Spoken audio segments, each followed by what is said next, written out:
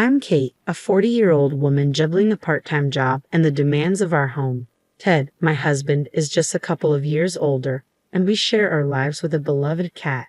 We've been married happily for 15 years, although I wouldn't say it's been without its challenges. One of the biggest disappointments has been our inability to have children. Another source of frustration is Ted's reluctance to pitch in with household tasks, despite his modest earnings.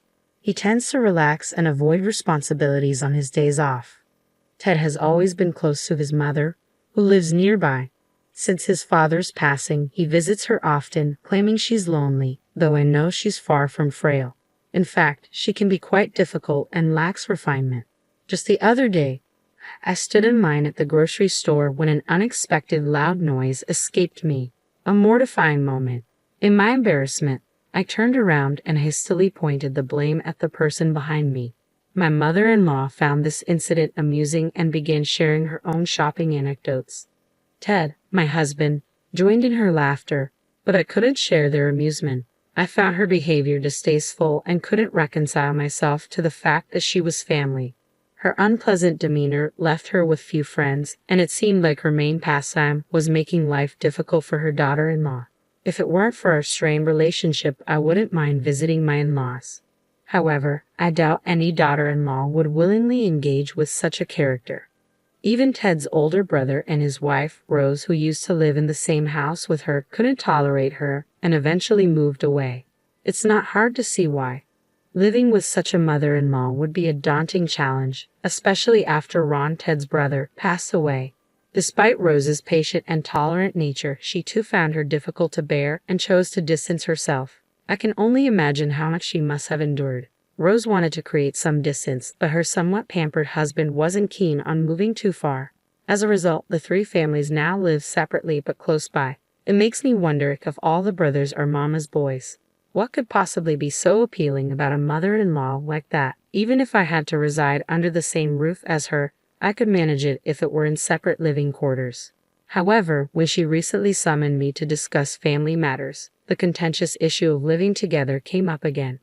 I think it's time for us to consider living together, she said, sparking the heated debate. Live together? When can you guys move in? Just as I thought she had gathered us to discuss something else, she abruptly brought up the idea of living together. What surprised me even more was her assumption that it was already decided and she was jumping straight into discussing moving and dates. I was taken aback. Wait a minute. Hold on. I don't want to live together, I blurted out. I've seen how much trouble Rose went through, and I don't want to go through the same. I'm not asking you, I'm asking Ted, she retorted sharply, brushing aside my clear refusal to consider living together. My objection seemed entirely disregarded, despite the fact that I would be directly affected by such a decision. Well, I don't mind living together, Ted chimed in unexpectedly. And when it comes to taking care of Mom in the future, it would be easier for Kate if we're all under one roof, wouldn't it? I couldn't believe Ted had agreed to this so readily, assuming I would take on the caregiving responsibilities in the future. Take care of you? Are you serious?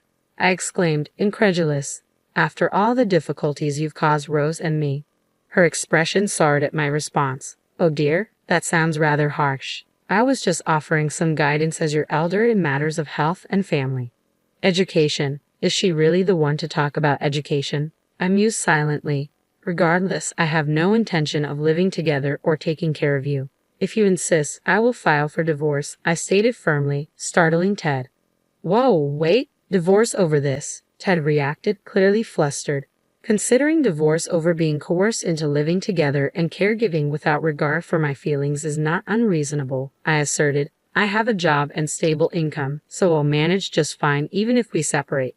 Ted was left momentarily speechless. Well, if Kate truly doesn't want to, then I suppose we'll have to ask your brother and Rose to return, she interjected, causing Rose to panic. Oh, I can't live with my mother-in-law again. It would be detrimental to my mental health. Absolutely not, Rose exclaimed, clearly distressed. However, this time her husband attempted to soothe her. Calm down, Rose. Mom may have been tough on you in the past, but it was out of concern for you. She regrets it now, he reasoned.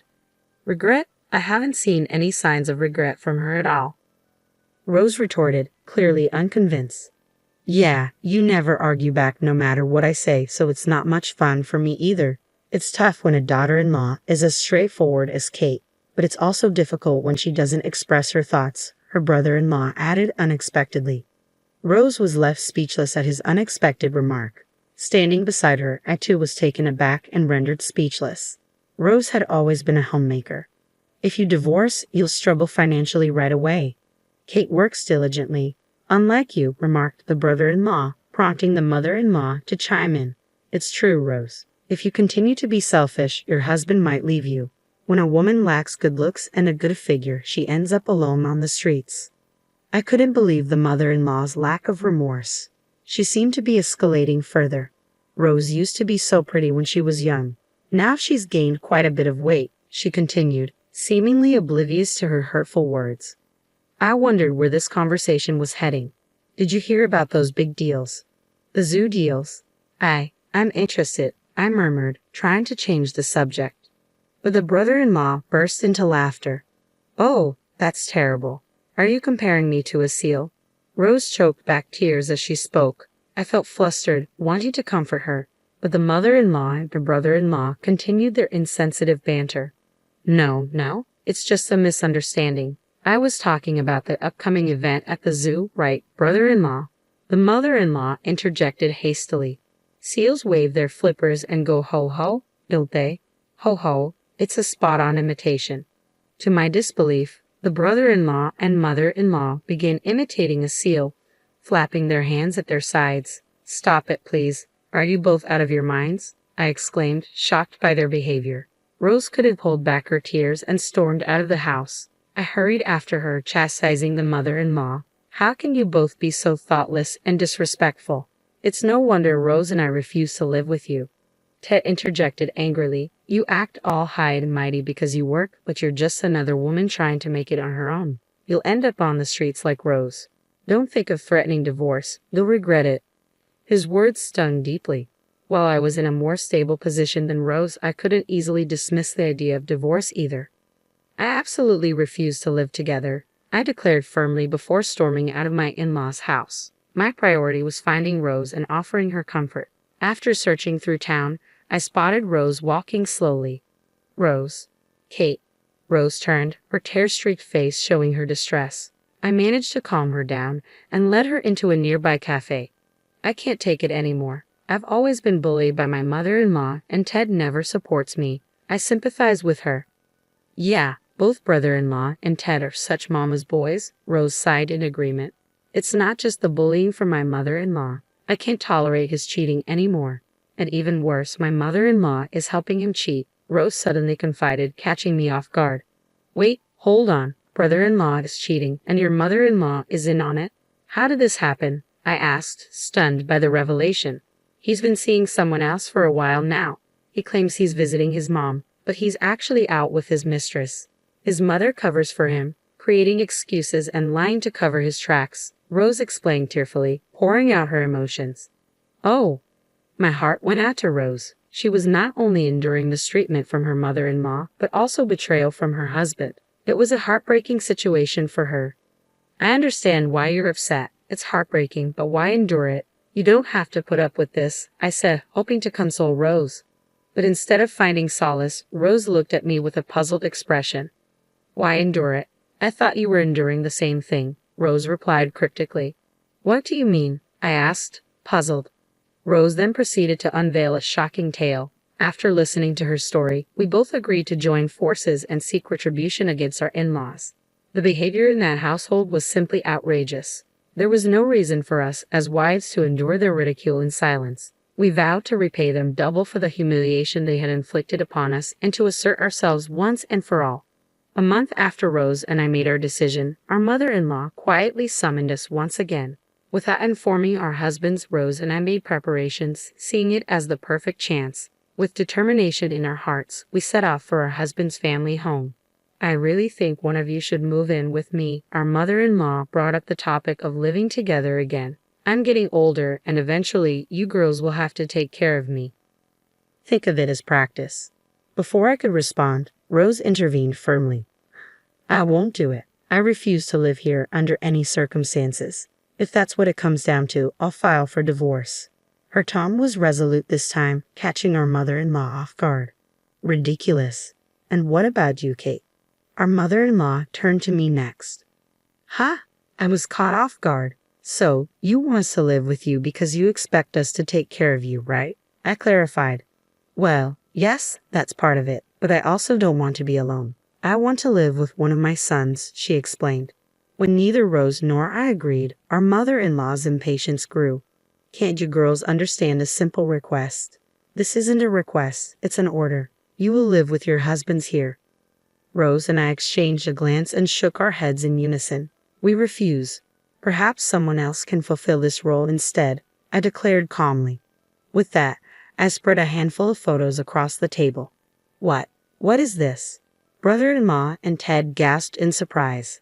These photos are evidence that both brother-in-law and Ted have been cheating, I stated firmly, laying out the pictures on the table. They showed them entering hotels with other women, kissing in the shadows near telephone poles. So, you've been cheating together, such loyal brothers, I continued, addressing them directly. It appears our mother-in-law knew about this and helped cover for you both. And now, after all that, you have the audacity to ask us to live with you and care for you. How shameless. Rose nodded in agreement beside me. If you need care, ask these women in the photos. As for us, we're divorcing you and will not live with or care for you. But that's a problem, our mother-in-law stuttered nervously. A problem? We don't see any problems here, right, Rose? I said, turning to her. Rose grinned confidently. If you get divorced, you'll be the one with problems. A housewife like you won't survive on your own. Brother-in-law erupted in anger. Was he trying to imitate a sea lion again, like he did a month ago? Not this time. The threat of divorce is not a bluff, Rose replied calmly. I won't have any issues. I plan to secure substantial compensation from you. Additionally, I intend to demand compensation from your mistress. With that, I should be able to rent a small apartment and rebuild my life. It will require finding a job, but I'm determined to stand on my own. I'll support you, Rose. We both agreed to stand together and confront the situation. With my personal savings, I can manage for now. Once Rose secures compensation from her husband and his mistress, she'll repay me with a small amount of interest. We must extract money from these two, no matter what. Oh, Ted, I intend to seek compensation from both you and your mistress, even with my job. Finances are tight for a divorced woman in her 40s. I declared firmly to Ted, who looked stunned. I'm sorry, it was just a mistake. I didn't mean anything serious, Ted pleaded. Whether it was serious or not, an affair is an affair. I've already spoken with a lawyer, so please contact them, I said, handing both Ted and brother-in-law business cards from the same law firm. The lawyer's name on the card was identical for both. We both hired a lawyer simultaneously and managed to secure a small discount on the retainer fee.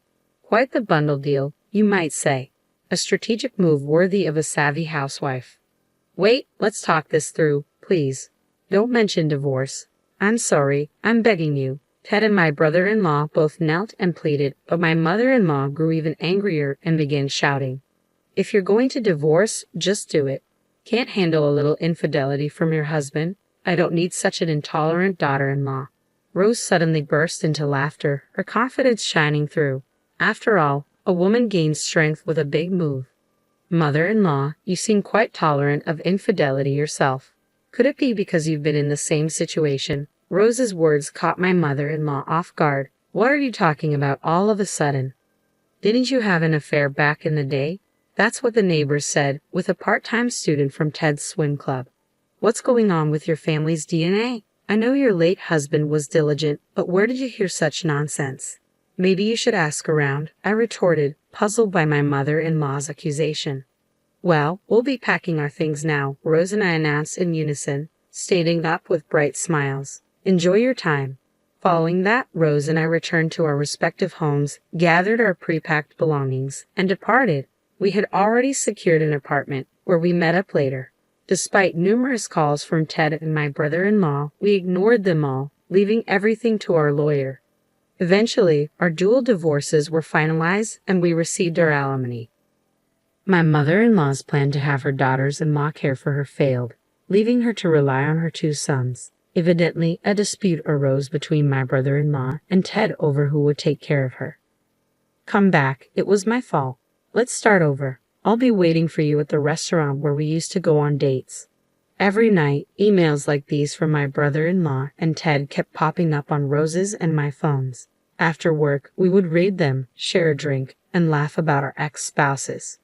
Hey, Rose, you remember which restaurant he's talking about? I asked one evening. I'm not sure.